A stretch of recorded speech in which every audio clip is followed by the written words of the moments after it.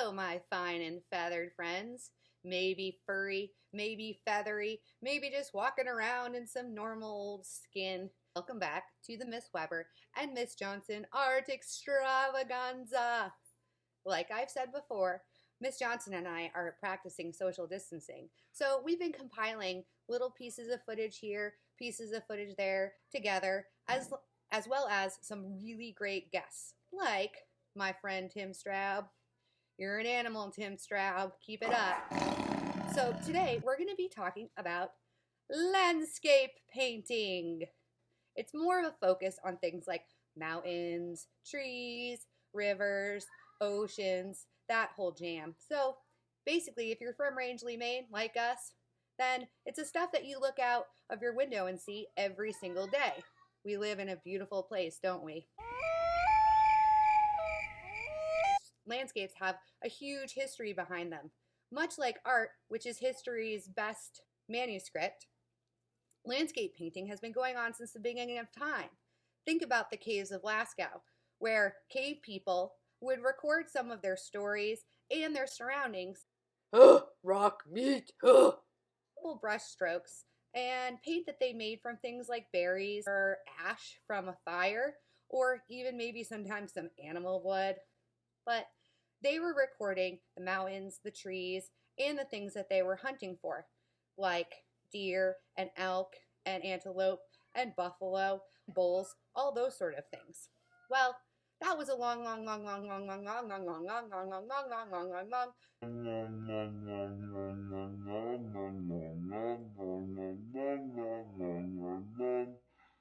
time ago. And as we've grown as people and humans, Homo sapiens, we've continued to record our space. See, landscape painting can have people. It's just that they were a little more focused on the outside. Nature. I love you, Spruce. So there's another element that's very important in landscape painting. It's called foreground, middle ground, and background. This is a theory of space. Now, not talking like outer space. I'm talking about where objects or things are placed. Meow.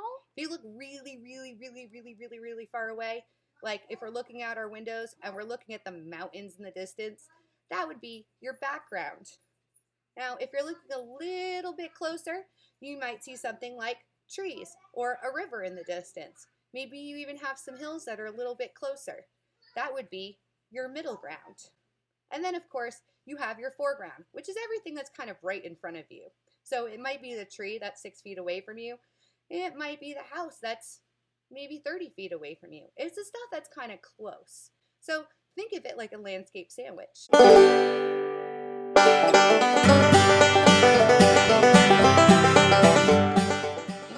Sandwiches. Landscape paintings, they can be altered by things like the sky and the weather. You could paint the same space over and over and over again, but it can always be changing because you could paint it during dawn or dusk or in the middle of the day or during a snowstorm or in the fall with tons of foliage or in the spring when everything is really green and bright.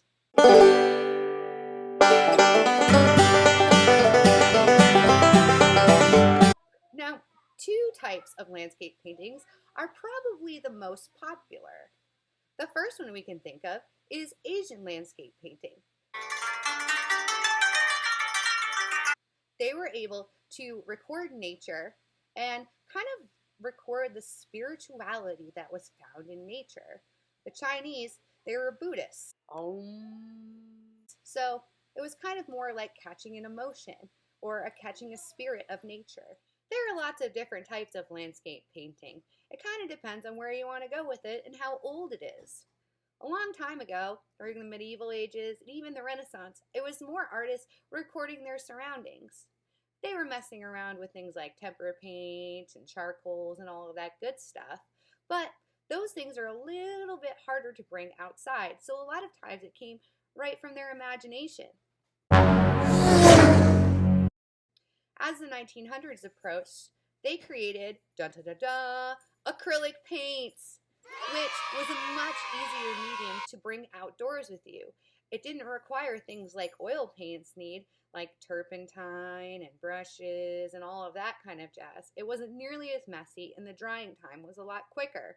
Impressionism started out, and that's where some of the most famous landscape painters came from.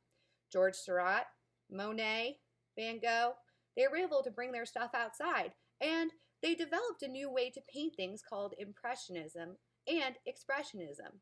Impressionism is when an artist uses tiny little strokes and decides, I ain't blending that.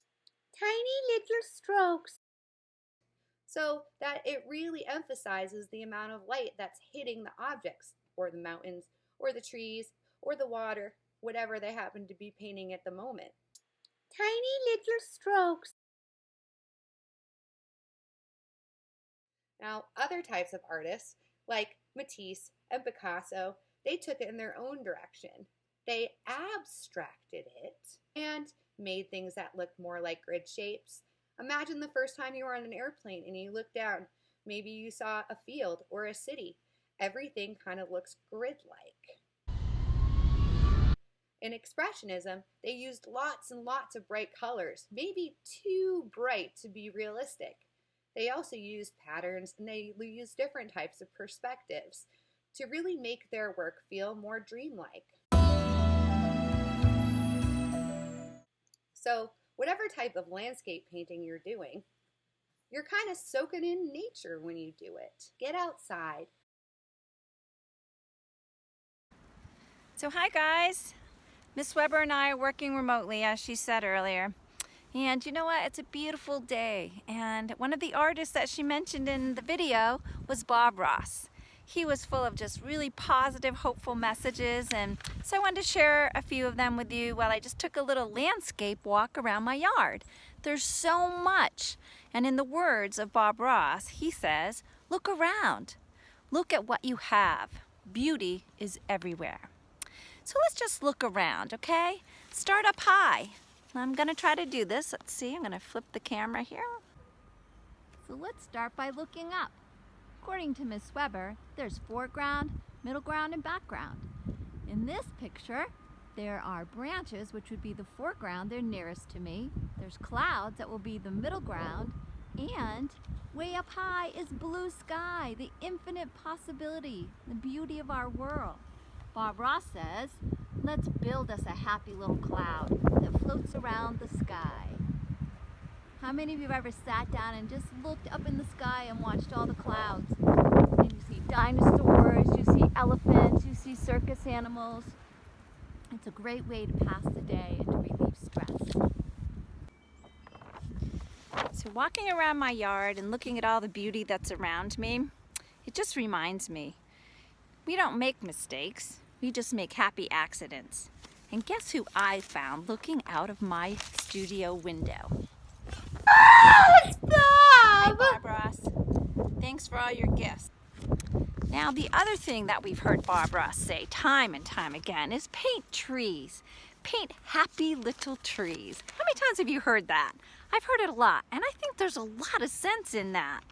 He says go out and make friends with trees. Have you ever heard of that? Well, let's just walk up to a tree and see if it's friendly or not.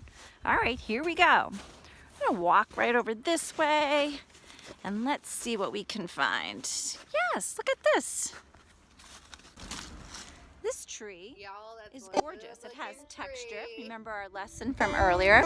All this bark has texture that you could try to draw from, that you could use and put a piece of paper on top of and do a rubbing. Remember all those? Trees have all these lovely lines in them. Remember lines that Miss Weber and I were talking about? It's like a bit of calm in the storm. Bob Ross, you my boy! Absolute freedom here. Happy little bush right along here. Happy little bush right along here. Being creative on canvas, just to take your time and sit down, have nothing in mind when you start. Just have a good feeling and be happy and in love with life and your world, and sit down and begin playing. If you feel good about yourself and the world, will show in your painting, and all these little things will happen. Turning that into reflections. We don't make mistakes. We have happy accidents. We don't make mistakes. We have happy accidents.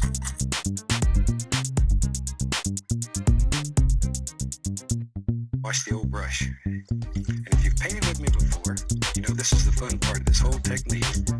We wash our brushes with odorless thinner, shake them off, and just beat the devil out of them. And that's where you take out all your hostilities and frustrations. It's a lot of fun. Because our world, the way I see it, has a lot of depth. And that's the way I like to see paintings. Layer them, but do the one that's farthest away first and work forward, always working forward. So if you see little creatures around your house, help take care of them. They're God's little creatures, and they're fantastic. Get to know them, make friends with them.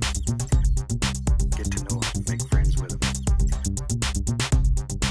He's a loner bird, and you've made me feel very special to invite me into your home and to let me be part of your family.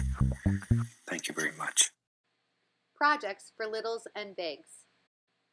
Pick out 3 to 4 pieces of construction paper. Choose one for the sky and then use the others to cut out mountains, rivers, and simple tree shapes. Glue them for a fabulous abstract landscape. Create a vacation-worthy exotic landscape. Research plants and trees from a foreign environment. Add as many plants, trees, and animals as you can. Create a landscape using small dot-like brushstrokes. Go bright and bring in the spring. Go Bob Ross.